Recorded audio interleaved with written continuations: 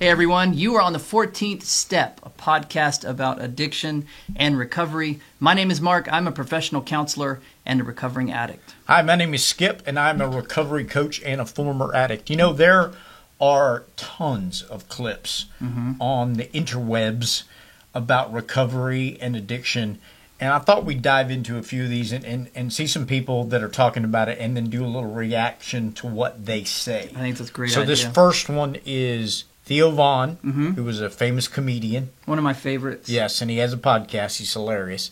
And he actually has Jordan Peterson on, and they're talking about Alcoholics Anonymous and the benefits. Let's take a quick listen. I've been in recovery for like 5 years, I guess, and I've struggled recently in the past year during the pandemic. But I'm still a strong believer in recovery and in the 12 steps of recovery. Why do you feel like the 12 steps of recovery or the 12 steps work well for so many people? And do you think that that's the best modality to obtain sobriety for addicts?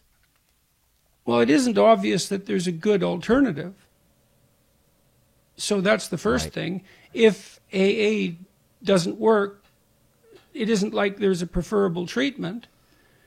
Most people cease alcohol use on their own without medical intervention.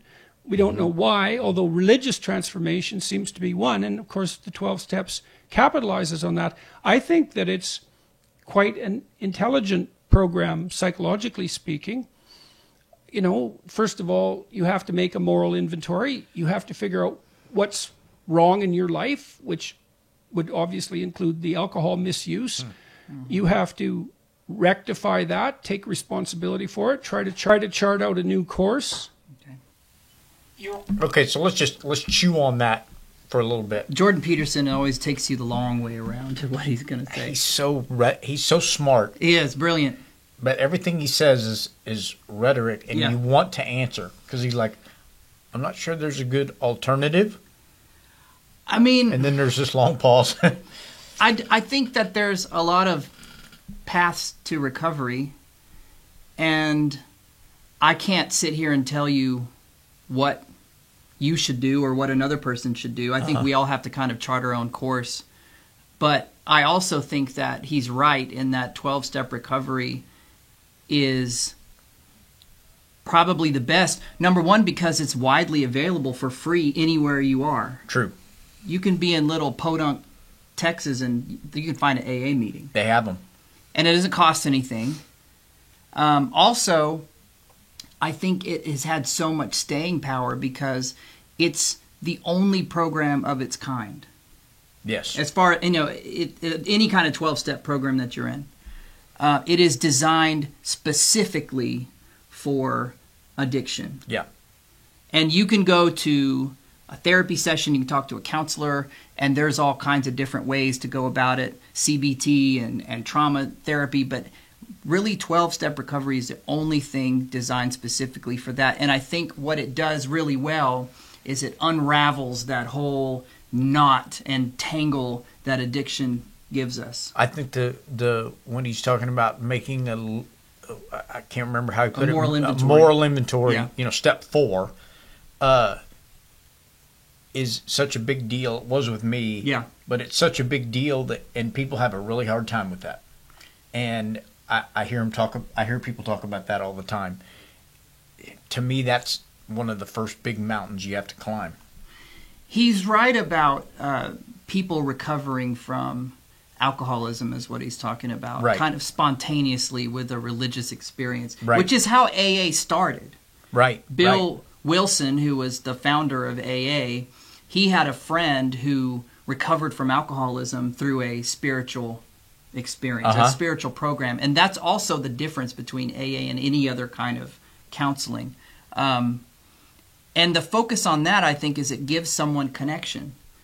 It provides the steps to connect with God, to connect with other people, to connect with yourself, and that really destroys the isolation of addiction. Yes.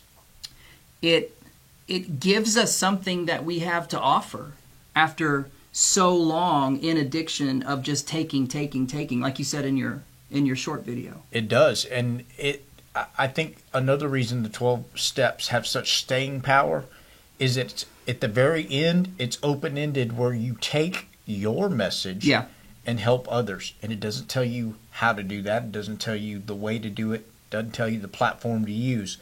It's your story and taking that and helping others. And that can be for the rest of your life. It's not I guess seeing a counselor for 6 sessions in 6 months, there's an end to it. There is. There has to be. And there has to be. In any other session, if you go to the hospital to detox, well, you're going to be released from the hospital.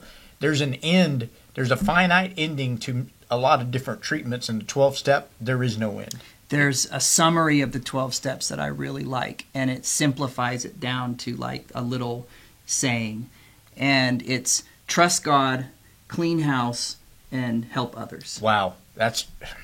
And that's not something that has a beginning or an end. That's something that we wake up with every day and choose to do. TCH.